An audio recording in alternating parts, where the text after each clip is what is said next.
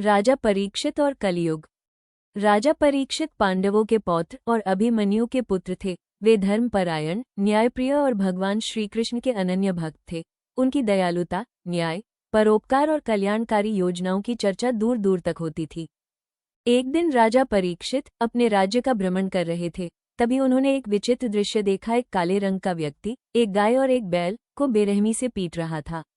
गाय दर्द से कराह रही थी और बैल के पैर कांप रहे थे। राजा ने तुरंत तलवार निकाली और गरज कर बोले, अरे दुष्ट, मेरे राज्य में यह अधर्म कैसे? वो व्यक्ति भय से कांपने लगा और बोला, हे राजन, ब्रह्मा जी ने 4 युग बनाए हैं, सतयुग, त्रेतायुग, द्वापर युग और कलियुग।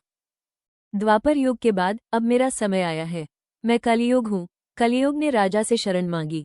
धर्मात्मा राजा ने उसे 5 स्थानों में रहने की अनुमति दी: शराबघर, जुआघर, कसाईखाना, वेश्यालय और सोना।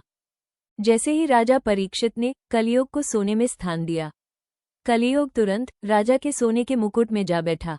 एक बार राजा परीक्षित शिकार का पीछा करते करते बहुत दूर वन में पहुंच गए। भूख प्यास से व्याकुल राजा परीक्षित को वन में एक आश्रम नजर आया, जहां ऋषि शमीक तपस्या में लीन थे। राजा ने ऋषि को प्रणाम करके पानी मांगा, लेकिन ऋषि तपस्या में लीन और मौन रहे। ये देखकर राजा को बहुत क्रोध आया। कुछ कदम चलने पर राजा की नजर जमीन पर एक मरे सांप पर पड़ी। कलियुग के प्रभाव के कारण राजा ने वो सांप ऋषि के गले में डाल दिया। जब शमीक ऋषि के पुत्र श्रृंगी आए तो उन्होंने क्रोध में आकर शाप दिया कि 7 दिन बाद तक्षक नाग के दंश से राजा की मृत्यु हो जाएगी।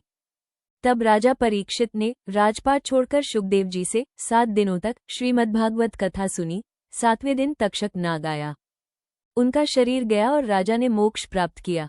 भक्ति, सत्य और संयम से ही कलियुग का प्रभाव कम किया जा सकता है। जय श्री कृष्ण।